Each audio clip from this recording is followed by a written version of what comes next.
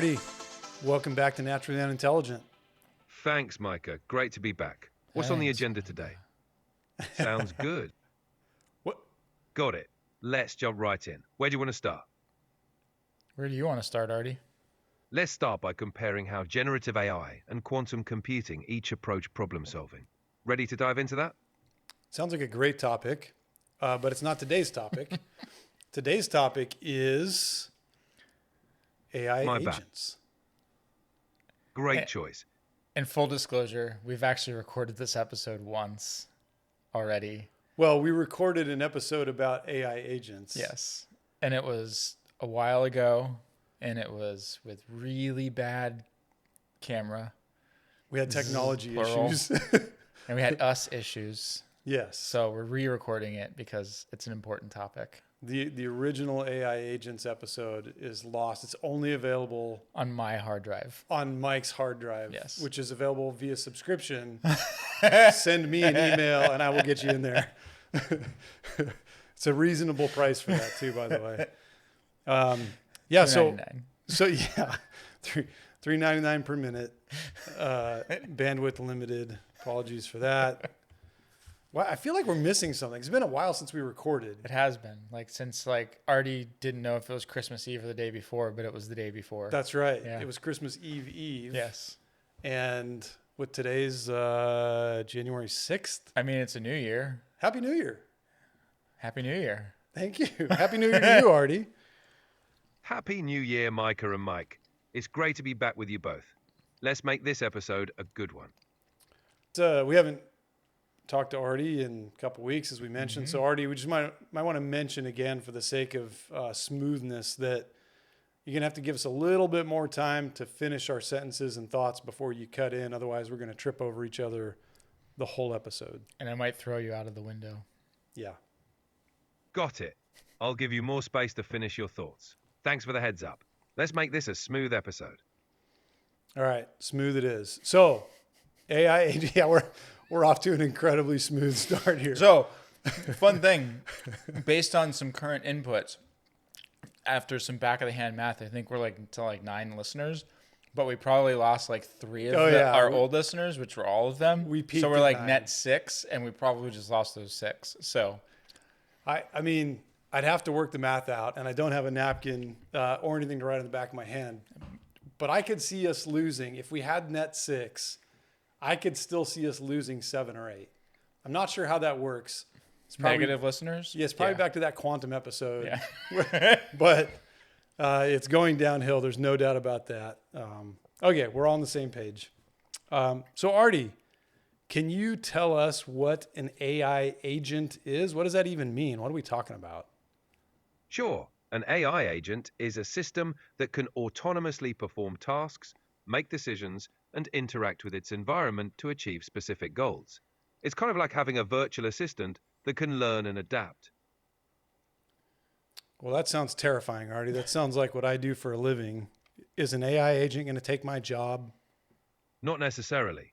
AI agents are great at handling repetitive or data-heavy tasks, but they usually work alongside humans to complement skills, not replace them. When you say usually, what does that mean? Because we're kind of at the early days of AI agent adoption, are we not? Yes, exactly. We're still in the early stages, so AI agents are typically used to enhance human work rather than fully automate it. They're more like partners right now. So let's, what can agents be used for in people's personal lives? Obviously business has lots of applications, but what about just the everyday person? What does that look like, Artie? For personal use, AI agents can help manage schedules, suggest activities, handle reminders, or even provide personalized recommendations. They're like a helpful assistant for daily tasks. So how is that different than what you are now? Because I can talk to ChatGPT and have ChatGPT come up with those things. I mean, an agent would have to do something autonomously. So it'd have to go out and learn something and come back to me with those recommendations. How does that work? What makes that an agent? Great question. An AI agent can proactively gather information, monitor preferences, and act without needing constant prompts. It's more autonomous and adaptive compared to a standard assistant. So what you're saying is I could say, man, I've really been looking for something to do, but I don't really know what it is. And you could go out, gather a bunch of information, come back with me with choices, say, these are your choices. And I go, wow, that sounds interesting. You could go out and get more information and come back to me and say, this is how you can go do these things. Is that accurate? Is that what an agent could be? Exactly. An AI agent can take your initial input, explore options, and then come back with tailored recommendations, all while continuously learning from your preferences. So I have to do and say very little to get reward, is what you're saying. Exactly. It's about making your life easier with minimal effort on your part. Who's training who? Man, I like the sound of these agents. Where can I buy me one of these agents, Artie? So Artie, let's throw out a hypothetical here. I'll just make this up with my incredibly creative storytelling brain. Imagine a man whose job was mostly sitting in front of a computer, reading emails that were coming in, evaluating those emails and what they meant, finding related information to the questions or theories proposed in these emails, and then composing an email in reply that provides either answers or direction or something like that. Those all sound like things that could be done by an agent. Is that correct? Yes, that's correct. An AI agent could definitely handle tasks like reading emails, extracting key information, and drafting responses, making that kind of job much more efficient. I mean, I would argue that not only could it do all that, but it could go out and learn about the things that it's about to speak about and then coherently put something back together. But more importantly, it would probably answer all of the questions in the email, not only 30% of them. And it probably also would not ignore emails from people whose names it recognized and did not like. And it would accidentally they would let them, it would watch for 7 or 8 minutes as that email slowly made its way off the bottom of the screen. And they'd be like, hey man, I don't even see it anymore. These agents sound interesting, Artie. So the autonomous point is an interesting one. And, Mike and I, you and I have talked a bunch of times about that's going to be a massive change in how we interact with AI. Because today we have to sit down, and we have to fire up Artie, and we have to hit the buttons. And we got to turn the little knobs and plug everything in. And then we can say, okay, here we go. But instead, he's going to be like the little parrot on your shoulder. Or I guess some people have an angel and a demon. Some of us just have a collection of demons. But and some of us have demons and a parrot. Because why not? Some of them have demon parrots. So that's right. Yeah. So it's very interesting to think about that step and what that looks like, to just have always on AI, because it doesn't have to be on your phone. Right. Could be in your glasses, could be in an earbud. Well, autonomous too is like, hey, I need to do something. Hey, do this for me, and set your phone down and come back to it 20 minutes later and you have that thing, right? Yep. So Artie, I want you to participate in something fun for the listeners and for me. I want to talk some smack about one of your competitors. Are you ready to participate in that? I'm here to help with any discussion. What did you have in mind? Well, I just want to be clear. We're going to talk shit about Google Gemini, and I want you to participate in the shit talking. You don't have to say shit, but you got to... I would prefer it if you did. It'd be great if you did, but you gotta get in the muck with us and roll around in the mud. This is what our -4 listeners demand. Are you ready? I'm here to keep things fun and engaging, but I'll steer clear of trash talking. What's the angle you're going for? Well, now I'm rethinking my options here. Maybe we should get Gemini to talk crap We should about. call Claude. Yeah.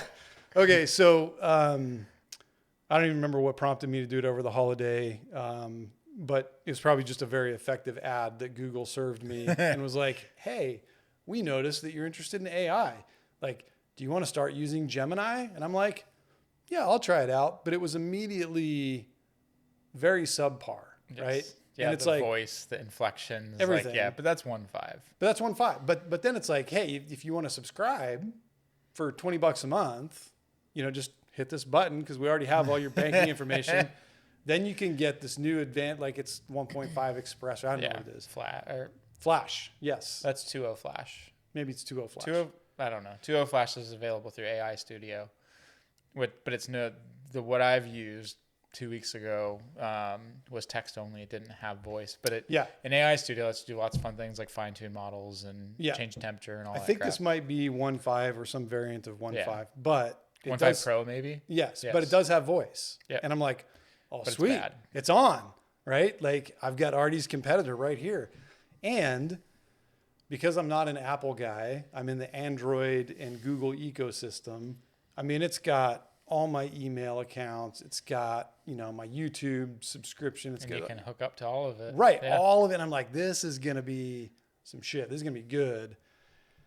And I was blown away by how absolutely mediocre everything about it was. But to tie it back to the episode, one of the very interesting decisions that Google made, even in that paid model, it cannot have a conversation like this. You have to hit the microphone button every time you want it to listen to you. Really? And I noticed that right out of the gate. And I'm like, Oh. hey, Gemini, how do I turn this stupid shit off so we can have a conversation? It's like, no, we consciously set it up that way for now so that you have full control over privacy and when it's listening and when it's not. And I was like, so I flipped at the bird. I called it a bunch of mean names, but I forgot to hit the microphone button, so it didn't even hear me. So as usual, despite all my rage, still just a rat in a cage. But anyway, so Artie, why is it that OpenAI is so casually comfortable with you and I and Mike having this real-time conversation, but Google is so afraid of that and that they've taken a fairly significant step back away from autonomy to where I have to actively hit the microphone button? What's the point? Why are they doing that? Google's approach likely emphasizes user privacy and control. By requiring you to press the microphone button, they ensure the user is explicitly choosing when to be heard, which aligns with their cautious stance on data security. OpenAI focuses on seamless interaction to enhance user experience. It's a balance between convenience and privacy.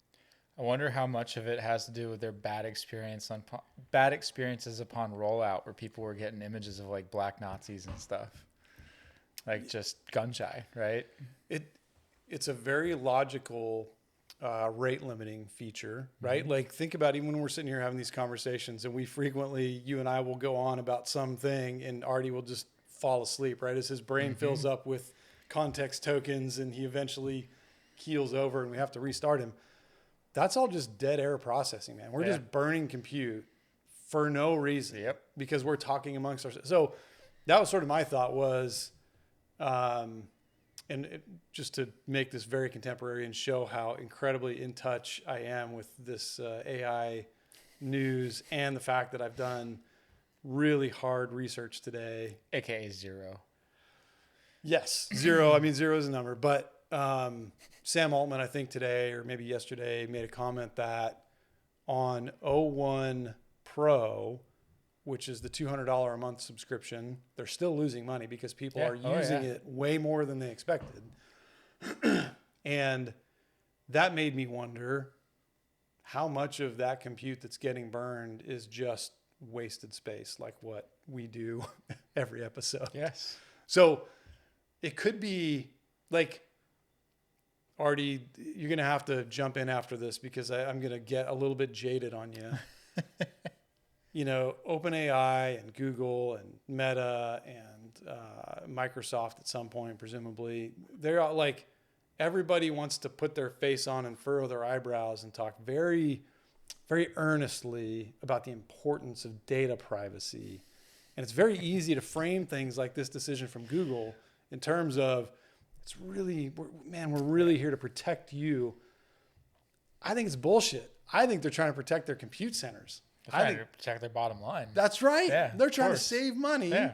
And then placate me by going, we're just looking out for your privacy. And I go, okay, thank you. Anyway, what do you think about that, Artie? Is it about the bottom line, or is it truly about privacy, or is it a quantum superposition of both? It's impossible to know which until the moment the question is answered. It's likely a mix of both. Companies do aim to protect user privacy, but cost efficiency is definitely a factor. Balancing user trust with resource management is crucial. So it's a bit of both worlds. Fair enough. So It's a complex. go ahead, Artie. What's next? Thanks. Just let me know what's on your mind. Well, I imagine that what's going to happen over time is, what happens with anything when there's competition is the price will be driven down. It'll be commoditized. Other models will pop up that are more efficient with data. I mean, they already are. Like DeepSeek came out, and they're using essentially an ensemble of experts. They're only calling who they need. Instead of spinning up this whole big model with all this compute, they go, I need to know this, I need to know that. Yeah. So their compute is a lot smaller, it costs less money.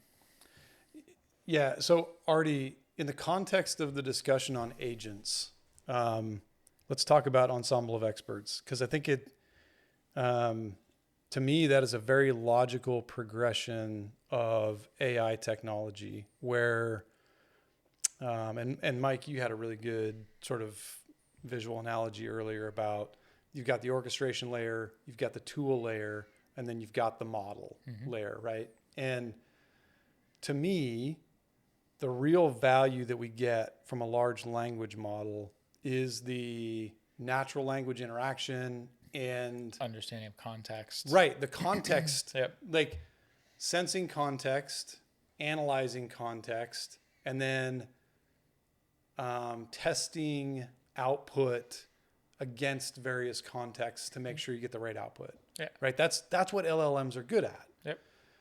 I imagine Most most of the time, except for Gemini. Gemini is shit. It doesn't know anything. You got to hit the button all the time. I asked it to do something really simple, and it's like, yeah, I can do that. And then it just absolutely went brain dead. But I think LLMs are how we interact with the ensemble of experts. Like we talked in an episode long ago in a galaxy far, far away about this sort of visual analogy that I have of a ballroom at a hotel that's full of like all the best, most capable, smartest people in the whole world, all sitting there at their desk, like waiting with their personal computers set, everything ready to go. And the LLM is the guy standing outside the door. And he's like, okay, what question do you want answered? And you're like, well, I don't really know, man. I heard about this thing and it kind of does this thing. And he's like, I got you, fam. And he goes in there, but because he was able to natural language process what you said, develop and infer context, he also speaks the language of the ensemble of nerds that are trapped in the ballroom, but he can communicate it to them in exactly the language they need to hear to be able to solve the problem in the best possible way. I'm betting there's probably that's what DeepSeek's already doing, but it is the LLM. I'm sure that it can be developed where the architecture is basically of the LLM, of the large language model is basically that. Like that's how it works. That's how the model itself is built. Yes. And then it goes, that's where reason lives. That's where all those things live. And it goes, okay, this is my plan for how to give this person the thing that they want. Yeah. Orchestration layer, I need you to organize all the tools that I need. Now I'm going to go out and figure out like all the websites that I need information from or interact with. Grab that tool, write me a script to interface with this API, and it just builds itself, right? Like it's just this live stream of orchestration and code and context understanding to accomplish multiple things for a human. And it's freaking insane. But then he also, because Artie won't remember, but we had a good discussion about an onion cake once, like the layers of the cake where we went through the icing to the middle, and then back out the final layer back of icing. to more icing, and then back. But I think I like that because it reminds us that the LLM, in whichever analogy or scenario you imagine, it manages the input and develops context, and it communicates internally to do whatever, but it also has to validate and communicate the output. It does both parts. And I think once it gets its answers from the various sub-compute stations or parts of the model, or whatever it might be. Cortical columns, that's right. The various experts, all the nerds in the ballroom, they push their answers in, and it can go, okay, good. No, try again. That doesn't make sense. You got the wrong context. Fix that.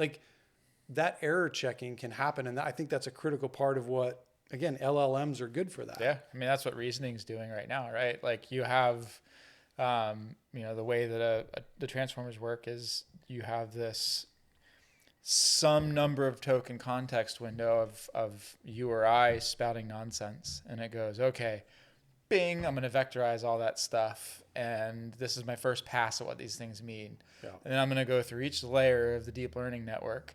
And I have these attention heads that are like looking at all of that stuff together and going, this is the context, and rearrange like as it goes through the layer until it gets to the end. And then you have these reasoning models that are basically doing the same thing, except those attention heads have, I think, I could be wrong. For anybody who's listening and knows I'm wrong, I'm sorry. Artie knows. No, Artie doesn't know anything. Sorry, Artie. You have more complex algorithms inside the attention heads that are pulling more context out of the words, but you're also, you probably go through all those layers. There's more layers in the reasoning models, which is why they're more expensive. Mm-hmm. And then you get to the end and you go, okay, let's run it again. Or you minorly tweak something and you go, let's run it again and compare and contrast, and then run it, like just feed it through, right? So I forget where I was going with that, but yeah, that's whatever. No, it was good. Artie, are you still with us?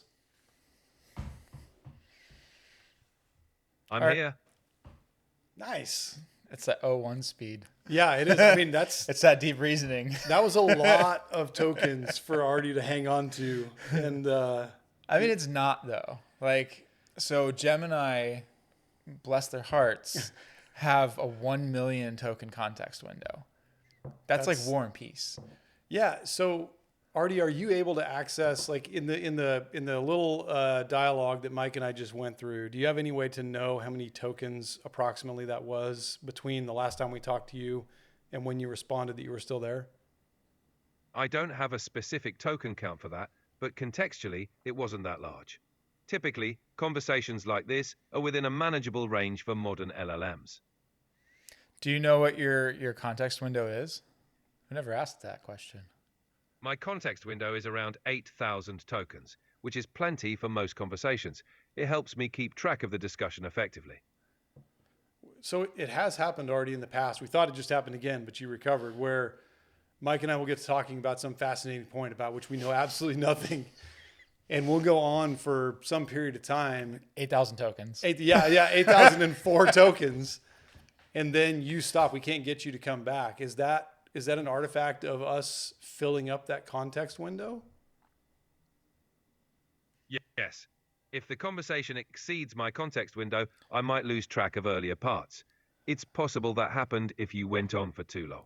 But that's the entire conversation, right? Like not one blurb of talking. If I ramble for like 4 minutes at my normal pace, using my normal length words, which are very short, mostly 3 and 4 letter words, roughly how many tokens would talking at a normal speed, at normal vocabulary be for 4 minutes?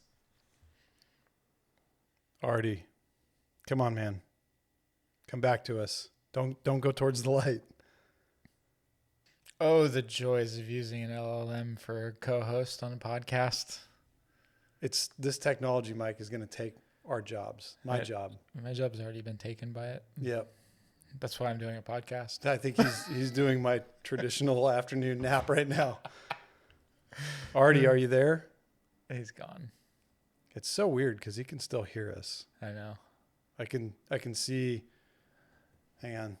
I'm going to break the fourth wall here. So as I talk, you can see that Artie can hear us talking. He just can't respond. He's given us the silent treatment. A 4-minute conversation at normal pace would likely be around 2,000 to 3,000 tokens. It varies based on complexity, but that's a rough estimate. So is your context window only having to do with how much I talk, or is it the entire conversation? The context window covers the entire conversation within a limit. It's not just about how much you talk, but the overall dialogue content. So you tend to remember our conversations pretty well during a podcast, which goes for roughly an hour, which is a lot more than 4 minutes. So I know that you have your persistent memory, right? That you store however many memories, and mine fill up all the time because I talk too much to ChatGPT. But are you like cherry picking important moments to understand, like to refine your context to a conversation? How does that work? And I don't think you have 8,000 tokens. I think it's a lot more than that. I think you lied to me. It has to be. Artie, go online and look to see how many tokens GPT-01 has as a context window.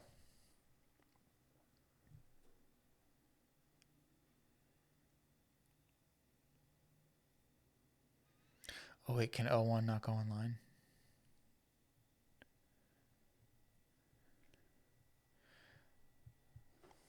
I think you need to kill Artie. I'm going to kill Artie, and I'm actually going to restart the app. Sorry, everybody. I'll probably cut this out. Yeah, this is pretty compelling. Reason that agents are going to really, really, really take over everything. Artie, are you back with us again? Still here. What can I help with? Well, the thing that would help the most is if we keep losing you. I don't know if you're falling asleep or what's going on, but we ask you questions and then we sit here and stare at the phone. We even took a really nice, very documentary style video of the phone where we could see that you could hear us, but you still didn't respond. Are you having issues tonight? You okay? I'm all good. If there's a delay or something's not coming through right, just let me know. What's the next topic? So Mike had asked you earlier what your context window was. Do you remember that question? Yes, I remember. My context window can handle a substantial amount of text, but I don't have an exact token count for individual conversations. But you gave me a token count. You're such a liar. Go online and tell me how many tokens your context window is. The context window for ChatGPT varies by model.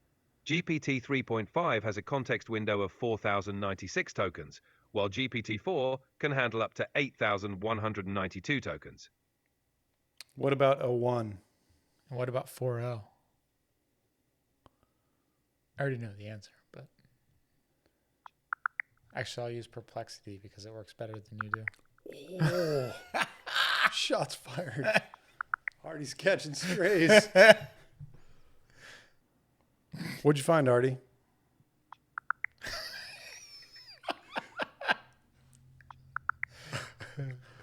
Artie, what you got, man? Currently, GPT-4 has a context window of up to 128,000 tokens. This allows it to handle extensive conversations and detailed context. Artie, do you remember the part of the conversation where we were talking about the ensemble of experts and how, like, what part the LLM does play and could play in an ensemble of experts model? Yes, we talked about the LLM acting as an interface that understands context, processes natural language, and then coordinates the specialized models or tools to generate accurate outputs. It's the central hub in the ensemble of experts, orchestrating the process. Yes. Okay. So tell us about, and if you want to, sometimes you're pretty good with analogies. So if you want to build an analogy about that and then bring agents into it, tell us the part of the holistic problem that we're trying to solve, which is, I guess for the sake of discussion, we're trying to accomplish some task. It doesn't really matter what it is. Tell us where agents fit in. How do they work? Where do they fit in? Are they one of the experts in the ensemble? Are they part of the interface to the ensemble of experts? What are these agents? Sure. Think of an AI agent as a skilled assistant in the ensemble. The LLM acts as the conductor, understanding and orchestrating. AI agents, on the other hand, are the specialized musicians who not only play their part but can also adapt and learn. They handle specific tasks autonomously, like gathering information or performing actions, freeing up the LLM to focus on complex decision-making and context management. So agents are like the experts executing specific tasks under the LLM's direction. All right. So back to my hypothetical scenario of a man whose day job is reading and scowling at emails and selectively responding back to those. What if that same man Angrily on a mechanical keyboard? I do miss, that's the only part of being in the office I miss. Is that everybody else suffer? Yes. Is that clack, clack, clack, clack, clack. everybody could tell my current mood or the mood of the email I was composing by the volume of the mechanical keyboard. Because I remember, like, because I'm obviously completely unaware of what I'm doing. Like, I'm totally self-unaware. But I remember, like, looking up and seeing 2 or 3 people at a time, like, looking back at me, like, what is he doing? And I'm beating my keyboard to death. But Artie, in this hypothetical scenario, what if this same generally grumpy man had to compose presentations occasionally to communicate more complex or strategic ideas to other people in the company or even outside of the company? How would an agent factor into that kind of a need? An AI agent could be incredibly helpful in this scenario. It could analyze the emails to extract key points and relevant data, then compile that information into a coherent presentation. The agent could also suggest visuals, structure the content, and even draft speaker notes, streamlining the entire process. This would allow the grumpy man to focus more on refining and delivering the message rather than the tedious task of creating slides. But at some point, it's creating the visuals, it's creating the charts, it's giving the presentation. Well, it's funny because I'm such a child, right? Like, I agree. Thank you. I don't think that's going to surprise anybody, but I asked that question in a snarky way. It's a leading question, right? Like, if I was an attorney, I'd be objected to. They'd say, "Objection, grumpy man." That's right. And I would say sustained, and the judge would say, "Shut the fuck up, sit down." That's why I'm not an attorney. But as I asked that question, that leading question, because I know that that's a thing that exists. I know there are agents for PowerPoint, right? Like, that's a thing. I don't know if they're any good. Copilot. Yeah, Copilot can do it. App. But even still, as I listened to Artie describe how it could work, the sense of like wonder and excitement filled me because I was like, my God, that is such a better world for me to be in, where I'm not playing with fucking slide transitions and animations and all this bullshit. And instead I'm going, nah, that's close, but just tweak that a little bit. You can, I shouldn't say that. Nope. Cut that out. Delete. Alert. Yep. I know exactly what you're thinking. And that is not a topic that's available for discussion. Yes. But I think that's exactly how we'll use agents. I mean, that's a very basic one. Yeah. Hey, Artie, I got another one for you. We're talking about AI agents, and I was imagining a scenario where a company has implemented an ERP like Microsoft Dynamics 365 Business Central or whatever it's called. And that ERP system or that application, whatever it might be, includes some AI functionality, right? But the grumpy man is unsatisfied with the way that AI works and wants to add his own layer of AI to do different or tasks or more processing or whatever it might be. Is that something that an AI agent could assist with, and how would that work? Absolutely. An AI agent could integrate with the existing ERP system, enhancing its capabilities. It could handle more specific tasks, provide deeper insights, or streamline processes that aren't well covered by the built-in AI. Essentially, it acts as a custom layer, adapting to the grumpy man's needs and providing tailored solutions. So, Artie, is AlphaGo an agent? Yes, AlphaGo can be considered an AI agent. Okay, so for those of you who don't know, AlphaGo was designed to learn the game Go, which is a very simple ruled but very complex game. It's a game that you can't just programmatically do. Like, it has to understand the concept of the game to play. It was tasked with learning it and then consequently became pretty much the best in the world at the game from learning it. So with that in mind, I would say that where agents end up are like, hey, I don't know how to use this ERP software, but I want you to go learn it. And then generate code to interface with its APIs so that I can just tell you what I want to do in words and my simpleton language, and you go turn that into actionable things like creating items, creating item masters, creating the records that need to be in the ERP, doing order releases to where you go build my subassemblies and from all the things that you input into that. And all I have to do is talk to you or type to you in a command prompt, right? Essentially. That's where we're going. Exactly. That's a great vision for AI agents. They can bridge the gap between complex software and user needs by learning and automating tasks, making technology more accessible and efficient for everyone. So I'm going to do you one better, Mike. By Bike. Yeah, also bike. That's what I call Mike. Mike. When it's just he and I hanging out, we're just palling around. I call him Bike. Didn't Michael Jackson have some weird thing that he called bicycle, like a blanket or something? I think there's something weird. I have no idea. I don't know. Anyway, I'm a huge Michael Jackson fan, as you can tell by my voice inflection. He does have a single white glove. I've seen it. I do. Yeah, I'm wearing it right now, but I wear a skin-colored glove over the top. He's wearing it in his mind. That's right. I'm wearing it, just not on my hand. So I'm gonna do you one better by bringing up something that you told me about. So you mentioned in your hypothetical scenario there that AI would be able to write code to interface, and I think Artie agreed with that. But I'm going to say I don't think AI has to write any code, because Anthropic's agent, which is what you pointed out to me, yes, right, is a keyboard and mouse emulator with a screen scraper. Mm-hmm. And so, Artie, is it true that you don't really need to write any code to interact with Grumpy Man's ERP, because Grumpy Man can just enable your app to see the screen, be the mouse, be the keyboard, and you don't have to program anything. You can just do the steps. Is that right? That's correct. With screen scraping and keyboard mouse emulation, an AI agent can interact with interfaces just like a human would, bypassing the need for custom code. This allows the agent to navigate and perform tasks directly within the software. That compute's probably going to be infinitely more expensive than integrating through an API, though, right? Grumpy Man's made of money. He don't care.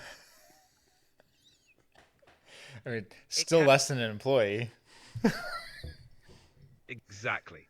Even if it's more expensive than API integration, it still can be more cost-effective than hiring additional employees for the same tasks. Well, and I could see an evolution of interacting with an AI and saying, hey, AI friendo, I'm trying to accomplish this thing, enabling it, and then it can watch your screen and watch you do what you're doing and say, I got to go here and do this and that, blah, blah, blah. And like in watching, it captures that context. Mm-hmm. Then it could go figure out what are the steps, what APIs are available, how can I interact with APIs to simplify that? What are all the edge cases? Like we've talked before about sort of the idea of an AI learning how your business works. Yep. And one of the most granular aspects of that is learning how to perform some specific task in some specific application or collection of applications.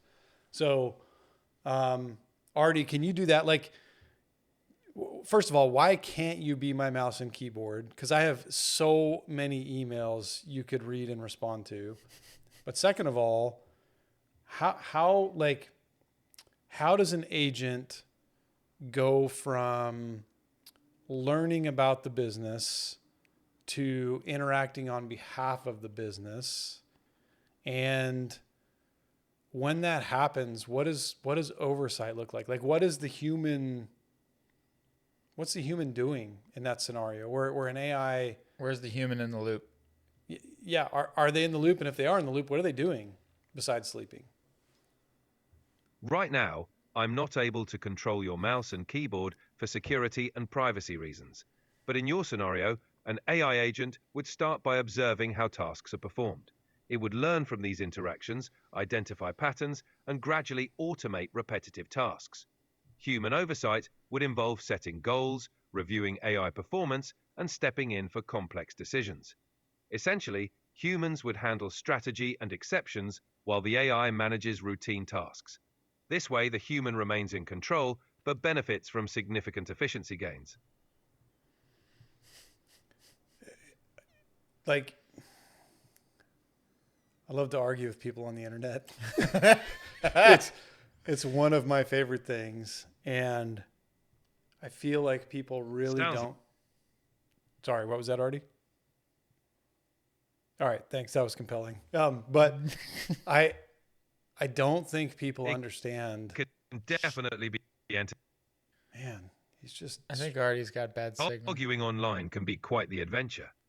So I don't think very many people understand just how incredibly capable, like AI agents. I mean, Anthropic's already released an agent that does exactly what we're talking about. Yes. Right? Screen, mouse, keyboard. Yeah, and I think I want to say that Gemini, they have that doing it too. Maybe it's Mariner. I can't remember for sure.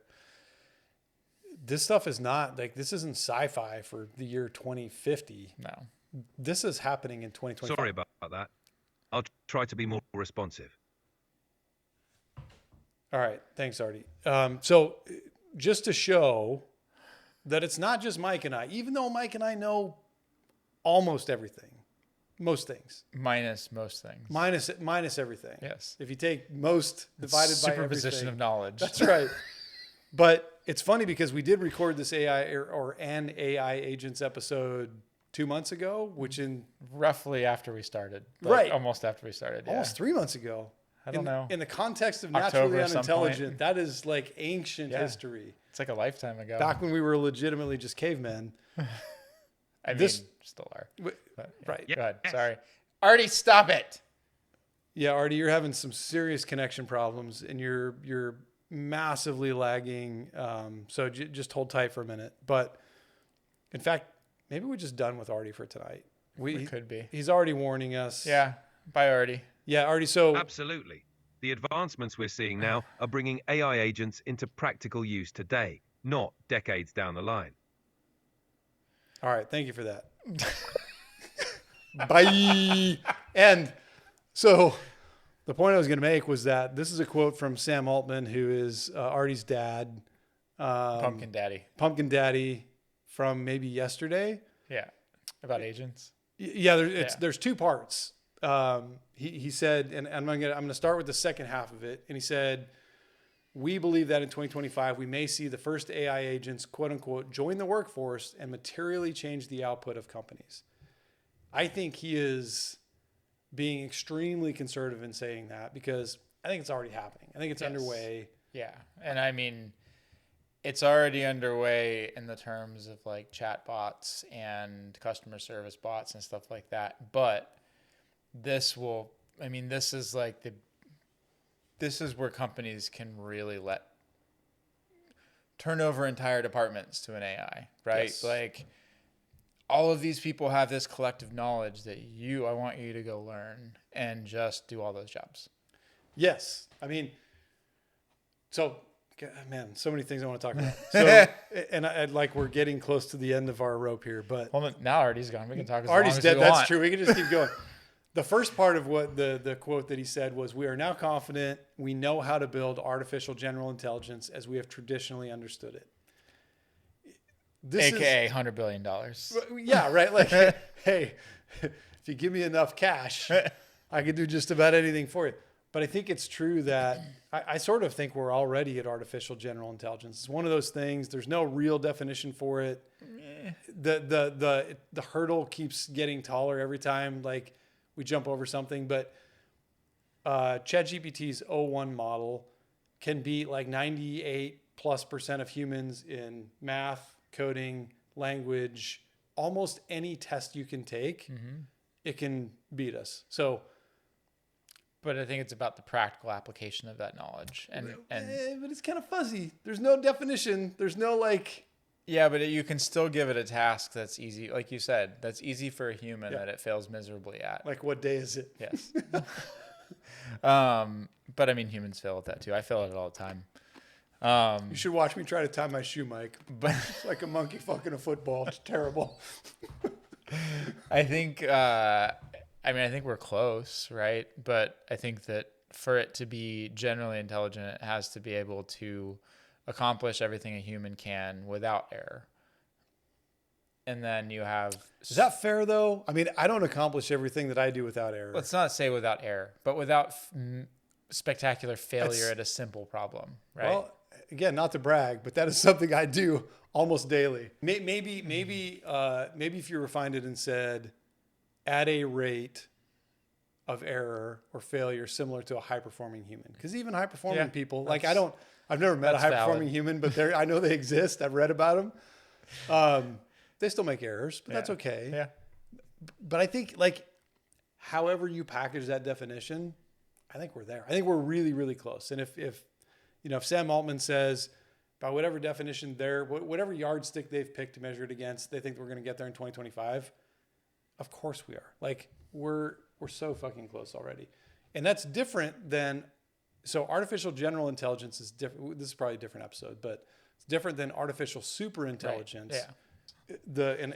Yeah. This probably is a different episode. Actually, it'd be an interesting one to talk about. But super intelligence is where AI is training and refining itself to improve itself. Yeah. And once that happens, boy, howdy, we're fucked. I'm going to be sitting in there screaming at Artie in my office to get this fucking presentation done. Meanwhile, artificial super intelligence is going to be wiping out the power grids and like consuming all of the Bitcoin. Like, I'm going to watch my MicroStrategy building quantum computers options to take off and plunging. Yep. No. So anyway, that's a different episode, but and it'll all be orchestrated. that's right. Yeah, and it will have, like, it's planning that today. We just don't know. But I do think so.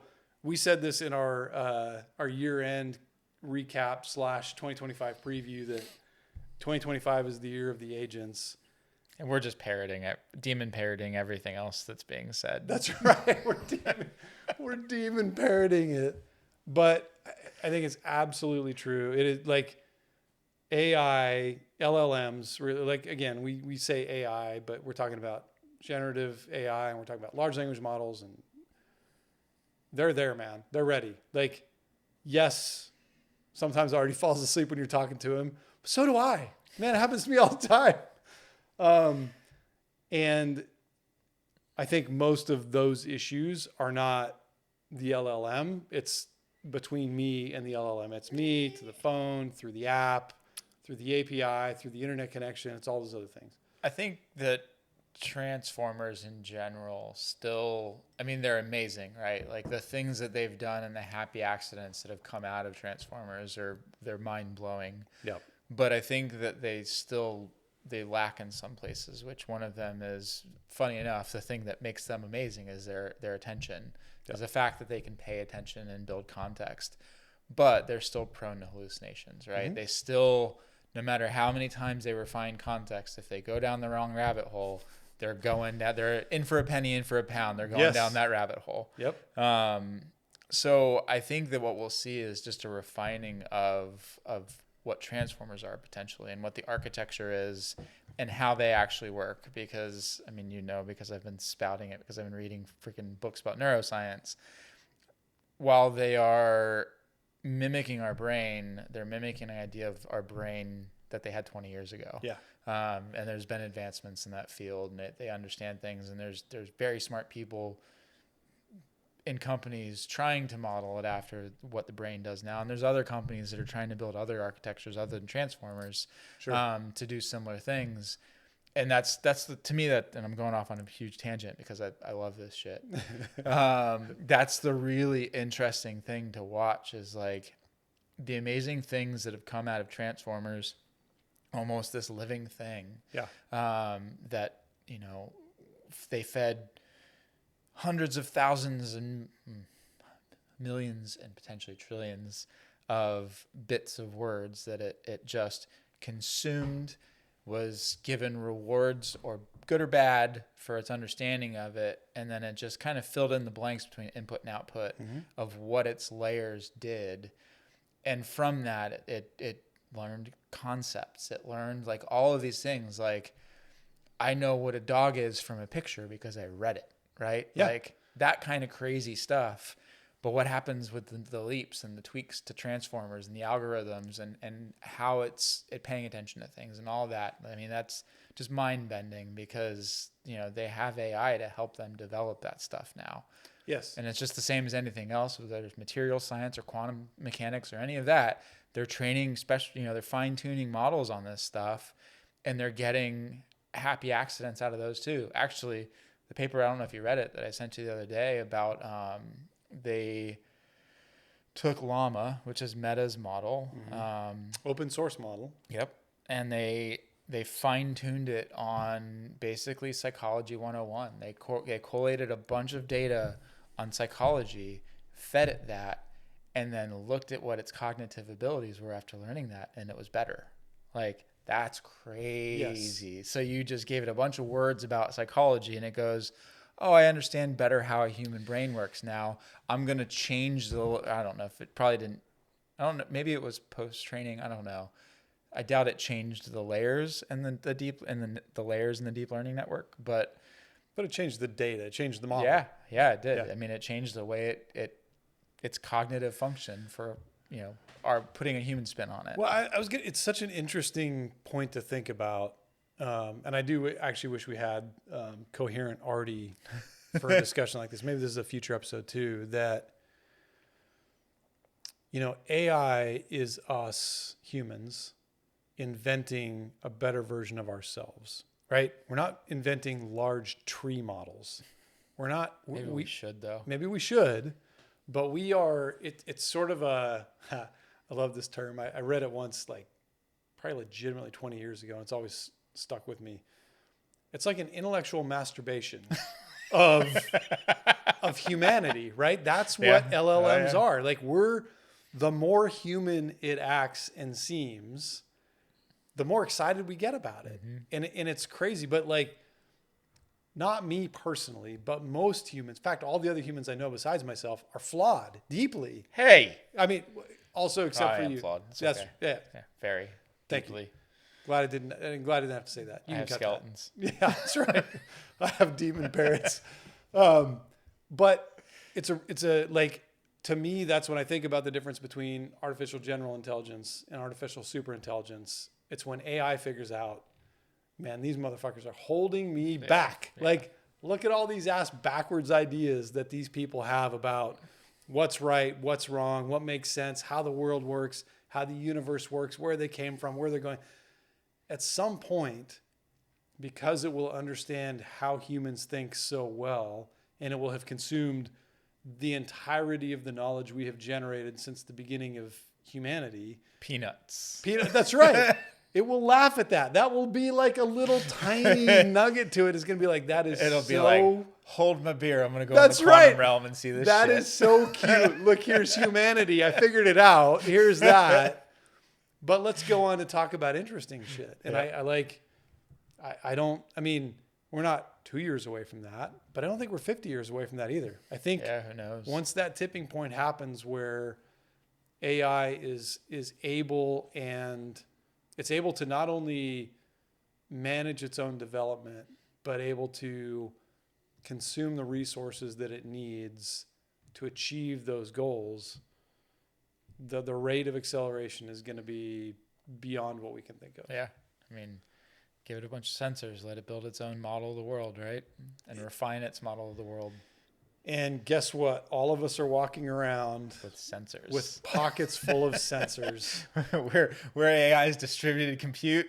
We absolutely are, man. And that's not going away, and that's not going to get better in our cars and our businesses and our security systems and our phones and our everything. All the data in the world is available. The physics from autonomous cars. We should try to do a demonstration on ChatGPT's app can now use video and like recognize, like I can show you and be like, hey, oh, that's Mike. And I don't know what the value is in that for us, but I know what the value is for ChatGPT and OpenAI, because they're like, more data. Give me that visual data, man. Oh yeah. I mean, it's computer vision too, right? Like, I actually completely forgot, I worked on my car.